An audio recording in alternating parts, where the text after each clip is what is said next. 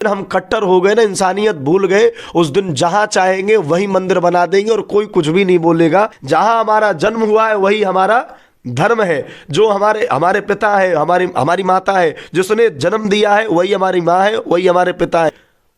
भारत हिंदू राष्ट्र है। हो है हिंदू राष्ट्र है भाई, हम तो हिंदू राष्ट्र मानते हैं इसको। हिंदू राष्ट्र है, ये हमारा देश है।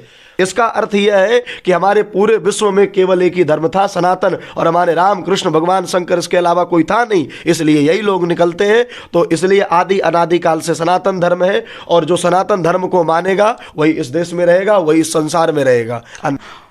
सबसे पहले नमो राघवाय। नमो राघवाय। जय सिया राम, जय सिया राम, जय श्री राधे। हमारे न्यूज़ चैनल में आपका बहुत ही बहुत धन्यवाद, जो कि आप अपना कीमती समय हमारे दर्शकों को दिए। आपका भी बहुत बहुत साधुवाद, बहुत बहुत धन्यवाद, जो आप समय निकालकर यहाँ सनातन धर्म के कार्य में आप पहुँचे हो। आप सबका भी बहुत बहुत साधुवाद। सभी जितने भी मीडिया कर्मी हैं, सोशल वर्क काम करते हैं, कोई भी व्यक्ति, हम सबका उनका साधुवाद करते हैं, धन्यवाद करते हैं। तो पहले बताइए, सबसे पुराना धर्म कौन सा है? अरे इसमें भी कोई पूछने की बात है? ये तो सनातन धर्म आदि और अनादि काल से, जिसका ना प्रारंभ पता ना अंत, तो कोई कर ही नहीं सकता, अंत का कोई पता नहीं। क्यों? हमने तो अपने गुरुमुख से यही सुना है और यही सीखा है कि सनातन धर्म के अलावा कोई धर्म ही नहीं है।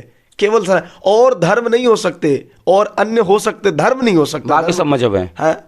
हाँ, बाकी मजहब आप कुछ भी कहो, लेकिन धर्म केवल सनातन है। लेकिन फिर भी सनातन इतना बड़ा धर्म है, लेकिन आप फिर भी देखते हो कि चर्चा में बना रहता है एनी टाइम सनातन धर्म। और लोग, जैसे कि अभी आप कथा कह रहे हैं यहाँ पे, तो बहुत जगह पे चर्चा का विषय बना हो रहता है। जैसे कि अभी राम मंदिर का आपने देखा होगा साथियों की 500 वर्ष की कठिन संघर्ष के बाद अयोध्या में श्री राम लला का भव्य मंदिर बना, जो कि काफ़ी चर्चा में रहा। महाराज जी, मथुरा में जैसे कि अभी बहुत सारे संत का और बहुत सारे जो हमारे सनातनी भाई हैं, उन लोग का ये मांग है कि अभी तो राम मंदिर बन गया, इसके यहीं तक हम लोग को नहीं रुकना है, आगे हम लोग को ज्ञान वापी भी मंदिर बनवाना है। मस्जिद का जो मस्जिद है उसको मंदिर का आकार देना है। वो मथुरा में भी मंदिर बनाने का बात चल रहा है। आप कह रहे हो कि भाई सनातन धर्म चर्चा के विषय में, आप कहाँ से हो? इस देश से हो? हाँ हाँ। तो भारत में, इस देश में सनातन धर्म के लोग रहते हैं, तो यहाँ सनातन धर्म की चर्चा नहीं होंगे तो अकबर और बाबर की चर्चा होंगे?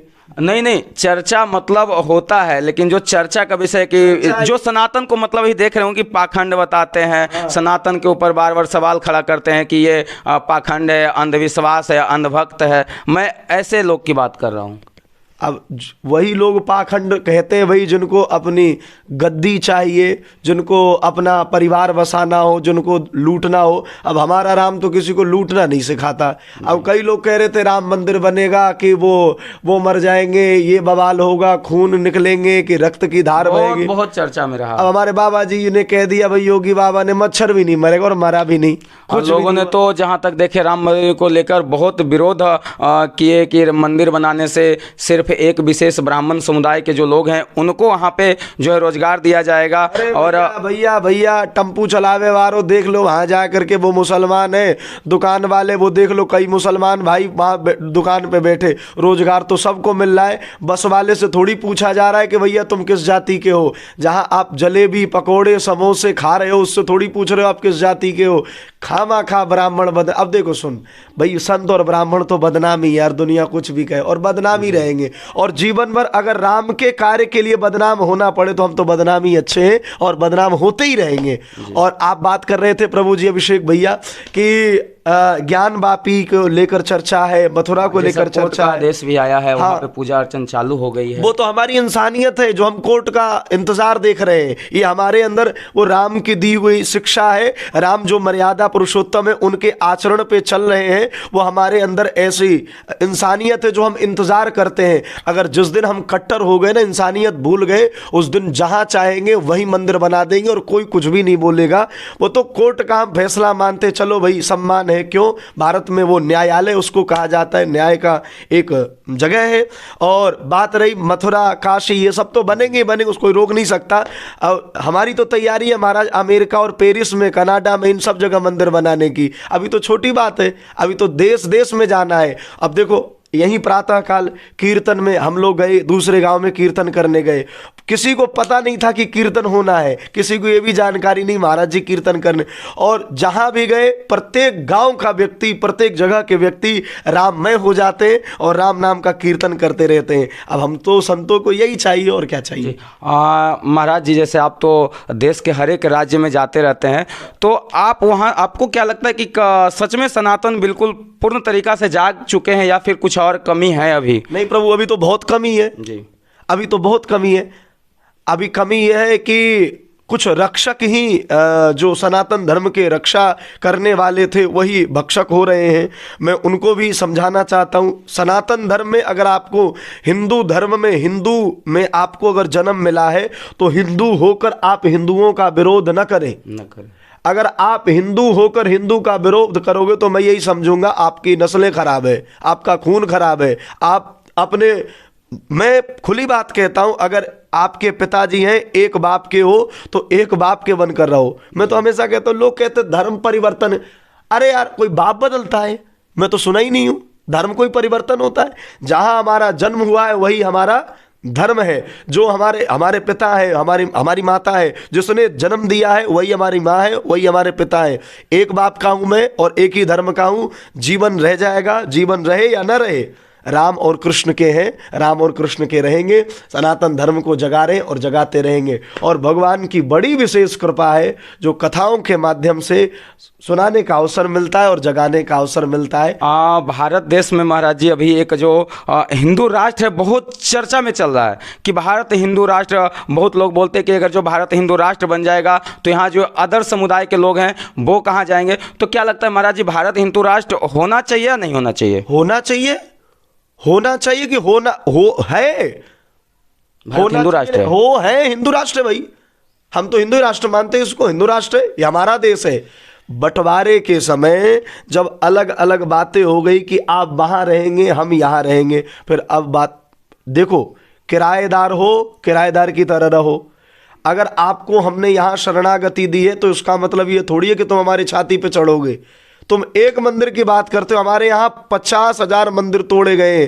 एक बात बताओ, आप ही बताओ, जहां पे हम लोग खुदाई करते हैं भगवान शिवलिंग निकल जाते हैं, कहीं हनुमान जी की मूर्ति निकलती है, कहीं भगवती की मूर्ति निकलती है, और लोगों के क्यों नहीं निकलते कुछ भी?